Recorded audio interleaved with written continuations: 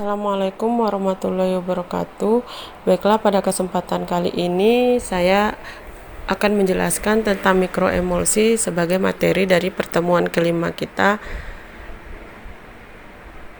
untuk formulasi sidang semi padat. Baiklah, masuk dulu ke pengertian. Mikroemulsi adalah emulsi yang memiliki diameter tetesan dengan rentang sekitar 0,01 sampai 0,1 mikrometer, sehingga kekeruhannya menjadi lebih rendah atau viskositasnya juga menjadi lebih rendah, sifat alirnya menjadi lebih rendah, sehingga dia akan terlihat lebih jernih dibandingkan dengan lebih transparan dibandingkan dengan emulsi. Nah, sekarang kita lihat dulu perbedaan bentuk partikelnya dari mikroemulsi, emulsi, dan suspensi.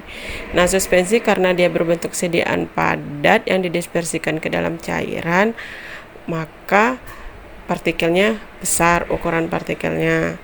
Sedangkan yang emulsi, dia adalah minyak yang kita dispersikan ke dalam air sehingga ukurannya menjadi lebih kecil.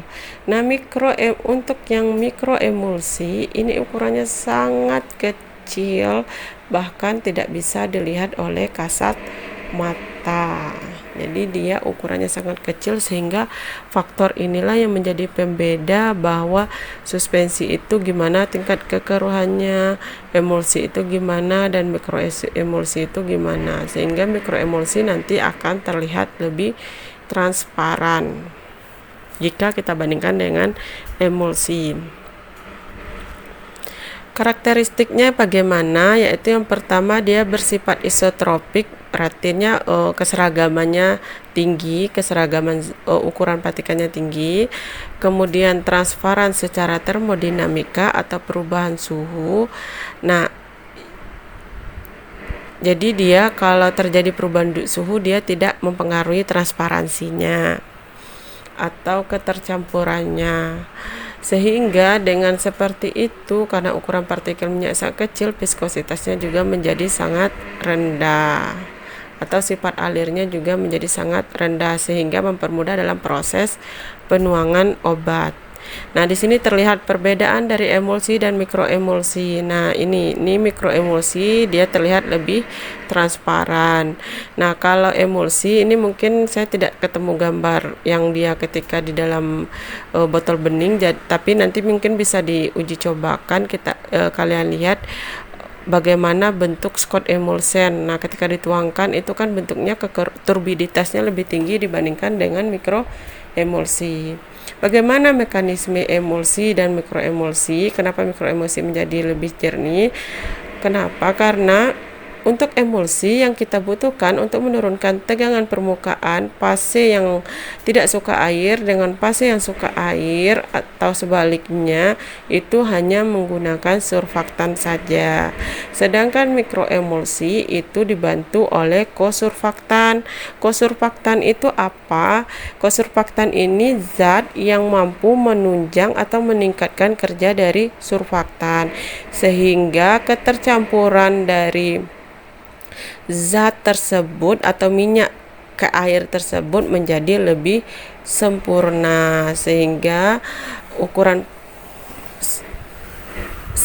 terlihat perbedaan jika yang emulsi itu sedikit lebih keras, sedangkan mikroemulsi sedikit lebih keruh, sedangkan mikroemulsi itu menjadi lebih transparan. Nah, itu bedanya. Jadi komponen penyusun untuk menurunkan tegangan permukaannya, kalau yang mikroemulsi itu ada 2, kalau yang emulsi itu cuma ada 1 aja.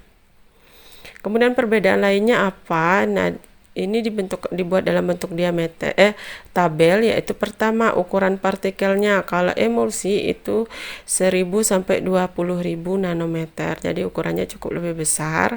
Sedangkan mikroemulsi itu kecil dari 100 nanometer, atau kalau ingin lebih transparan lagi, buatlah kecil dari 20 nanometer, sehingga tadi ada 0,1. Nah, kemudian secara perubahan suhu, nah mikroemulsi lebih stabil. Kemudian yang kedua, perubahan spontan. Nah, kalau yang emulsi tidak bisa spontan, kita butuh pengadukan yang lebih kuat untuk ketercampurannya menjadi lebih sempurna. Sedangkan mikroemulsi itu kita cukup sedikit pengadukan, dia sudah tercampur secara spontan dengan sempurna dikarenakan ukuran partikelnya sangat-sangat kecil tadi. Sehingga berefek juga pada dilusi atau kelarutannya. Kalau emulsi kelarutannya sedikit lebih rendah, bukan berarti tidak ada kelarutannya, ada tapi lebih rendah. Kemudian mikroemulsi lebih tinggi. Terus viskositas, kalau emulsi yang tinggi, sedangkan mikroemulsi yang rendah, karena tadi perbedaan ukuran partikel sehingga mempengaruhi viskositas. Kemudian surfaktan, kalau emulsi itu persentasenya sedikit, kalau yang mikroemulsi itu bisa sampai 15 sampai 70%. Ada juga literatur yang mengatakan 6 sampai 8%. Nanti tergantung literaturnya ya. Kalian mau menggunakan dan cocoknya yang mana. Kemudian secara kasat mata, emulsi itu membentuk susu seperti susu, warnanya keruh. Sedangkan kalau mikroemulsi ini bentuknya lebih teratur dan lebih transparan ketika kita lihat. Kemudian stabilitasnya, kalau emulsi itu kecil, sedangkan mikroemulsi stabilitasnya lebih tinggi. Terus yang selanjutnya, ketahanannya butuhkan pengawet, kemudian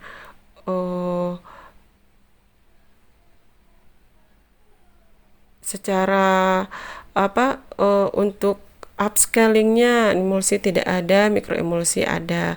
Kemudian proses pengemasannya, kalau mikroemulsi itu tidak perlu pengemasan yang spesial, pengolahan yang spesial, sedangkan mikroemulsi itu membutuhkan pengolahan yang khusus karena dia butuh memperkecil lagi ukuran partikelnya.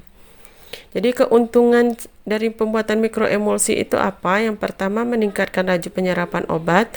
Kenapa? Karena ukuran partikel yang kecil sehingga penyerapannya lebih baik. Kemudian otomatis berefek juga pada meningkatkan bioavailabilitas obat. Kemudian karena bentuknya larutan, ukuran partikelnya juga sangat kecil sehingga rasa yang tidak enak juga menjadi tertutupi. Fungsi lainnya, dia membantu melarutkan obat lipofilik. Ini maksudnya obat yang bersifat larut dalam lemak. Kemudian terakhir, dia berfungsi menghilangkan variabilitas dalam penyerapan. Jadi dia berfungsi menghilangkan adanya ukuran-ukuran penyebaran yang mempengaruhi proses ketercampuran obat. Jadi bisa hilang karena ukurannya sangat kecil tadi, sehingga ketercampurannya menjadi lebih sempurna. Kerugiannya apa? Penggunaan surfaktannya ada 2 dengan jumlah yang lebih besar. Kemudian stabilitasnya juga dipengaruhi oleh lingkungan, yaitu pH dan suhu. Setelah itu viskositasnya rendah, tadi kita lihat karena dia bersifat transparan dan ukuran partikelnya sangat kecil sehingga tidak terlalu mempengaruhi kekeruhan atau kekentalan. Nah, tipenya apa saja? Ada mikroemulsi air dalam minyak, ada mikroemulsi minyak dalam air, dan ada bicontinuous mikroemulsi. Apa bedanya? Kalau air dalam minyak berarti air terdispersi ke dalam minyak, sedangkan minyak dalam air itu kebalikannya, minyak yang terdispersi ke dalam air. Kalau bicontinuous itu jumlahnya sama sehingga terjadi tegangan permukaan yang sama antara air dengan minyak. Itu bisa saja kemungkinan terjadi dalam mikroemulsi. Namun ini tetap dapat diatasi dengan campuran kosurfaktan dan surfaktan. Komposisi utamanya itu ada 4. Pertama air, kedua minyak, terus surfaktan dan kosurfaktan. Seperti yang kita ketahui, kosurfaktan adalah penunjang dari kerja surfaktan. Nah, berikut adalah contoh-contoh fase minyak yang bisa digunakan, surfaktan yang bisa digunakan, dan kosurfaktan yang bisa digunakan. Contoh-contohnya. Kemudian evaluasi sediaan itu apa saja yang mencakup dari mikroemulsi. Pertama adalah uji stabilitas fisik, yaitu uji sentrifugasi, dan Fritz-Tau, yaitu sentrifugasi ini adalah uji pengadukan yang sangat kuat untuk memisahkan minyak dan airnya. Terus uji dengan suhu yang sangat ekstrim, itu stabilitas fisiknya. Kemudian yang kedua itu pH, pengukuran pH. Yang ketiga ukuran dan bentuk, ini bisa kita gunakan metode SEM atau TEM, yaitu alat yang digunakan untuk mengukur ukuran partikel yang sangat kecil, melihat ukuran partikel yang sangat kecil sehingga bisa kita ketahui berapa ukuran bentuk dan ukuran partikel tersebut lebih detail lagi. Kemudian viskositas. Nah, sekarang saya akan melihatkan sebelum ke sana kita balik lagi ke alat yang digunakan dulu. Alat yang digunakan itu ada 3 yang untuk proses pembuatan mikroemulsi. Jadi mikroemulsi sedikit berbeda dengan emulsi. Kalau emulsi bisa kita aduk-aduk secara manual saja. Kalau mikroemulsi ini harus ada alatnya.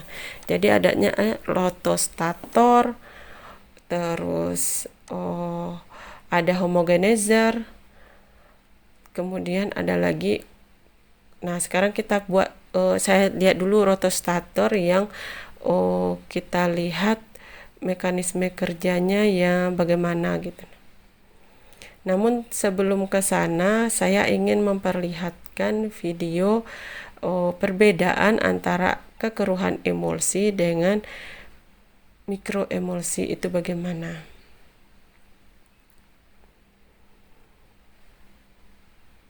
Nah, di sini adalah videonya.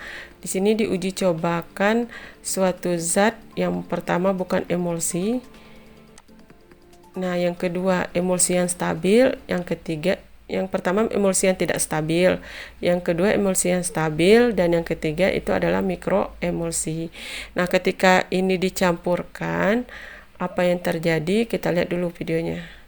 Nah, ketika dicampurkan, nah ini kelihatan. Nah, karena ini tidak stabil, maka terlihat pemisahan minyak dan airnya. Sedangkan yang kedua, ini emulsinya terlihat lebih stabil, tapi kekeruhannya tinggi karena dia bukan bentuk mikro. Nah, kalau mikroemulsi terlihat lebih transparan. Nah, itu adalah pembeda antara emulsi, mikroemulsi. Kelihatan ya beda transparansinya. Oke, kita lanjut ke contoh bagaimana mekanisme prinsip dari kerja alat pembuat sediaan mikroemulsi. Yang tengah itu homogenizer ya, yang ketiga itu colloid mill. Nah, ini prinsip rotostator yang ingin saya gambarkan, namun prinsip ketiganya sih sama saja. Cuma rotostator ini saya ketemu videonya yang bisa menggambarkan lebih detail bagaimana proses penghancuran tersebut. Nah, jadi partikelnya yang ukurannya besar itu diperkecil lagi ukurannya. Nah, jadi dia mengecil lagi, lebih kecil lagi sampai ke bawah. Jadi prinsip dari ketiga alat untuk membuat sediaan mikroemulsi adalah memperkecil ukuran partikelnya menjadi ukuran sesuai dengan yang kita inginkan. Nah, itu prinsip 3 alat pembuat mikroemulsi. Dan sekarang itu saja. Sepertinya itu saja penjelasan dari saya.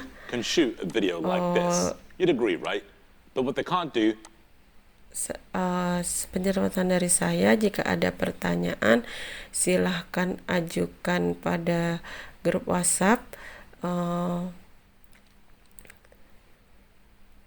Saya akhiri.